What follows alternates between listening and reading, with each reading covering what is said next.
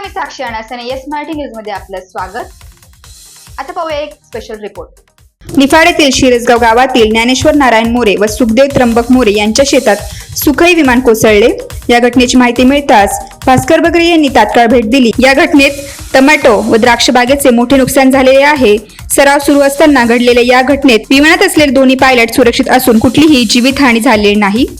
दिंडोरी लोकसभेचे नवनिर्वाचित खासदार भास्कर बगरे यांनी निफाड तालुक्यातील शिरसगाव येथील झालेल्या विमान दुर्घटनेच्या ठिकाणी आज दिनांक 5 जून 2024 रोजी सकाळी 9:30 वाजेच्या सुमारास जाऊन पाहणी केली। यावेळेस नुकसान झालेल्या शेतकऱ्यांची नुकसान भरपाई देण्याची मागणी नाशिक जिल्ह्याचे जिल्हाधिकारी तसेच निफाड तालुक्याचे तहसीलदार यांच्याशी फोनवरती संपर्क साधला व त्यांना नुकसान भरपाई देण्याची मागणी केली। शेतकरी आहेत ज्यांचं नुकसान झालं त्यांच्या संदर्भात काय हालचाल? काल दुपारी 1 वाजेच्या जवळपास शिरसगाव इथे सुखदेव मोरे त्याचप्रमाणे लक्ष्मण मोरे यांच्या शेतामध्ये संरक्षण विभागाचं सुखोई विमान सराव करत असताना काही तांत्रिक कारणामुळे बिघाड झाला आणि बिघाड झाल्यामुळे शेवटी विमान या ठिकाणी या शेतकऱ्यांच्या शेतामध्ये कोसळलं।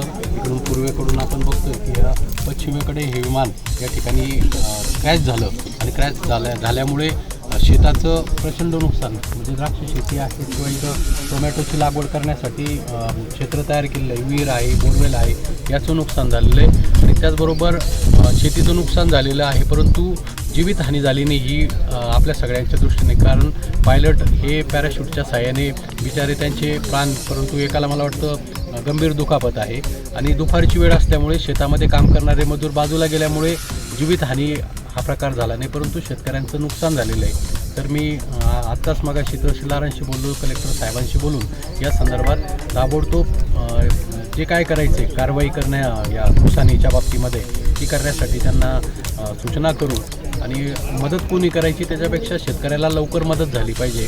मग केंद्र सरकार असेल राज्य सरकारच्या वतीने शेतकऱ्यांच्या झालेल्या नुकसानींची भरपाई करण्यासाठी ज्या गोष्टी कराव्या लागतील त्या करायचा मी प्रयत्न करतो। येस मराठीसाठी अतिथी संपादक शामराव सोनोने, शिरसगाव। अशाच प्रकारच्या ताज्या घडामोडींसाठी yes Marathi news YouTube channel share करा, सबस्क्राईब करा, लाईक करा आणि पाहत राहा येस मराठी न्यूज।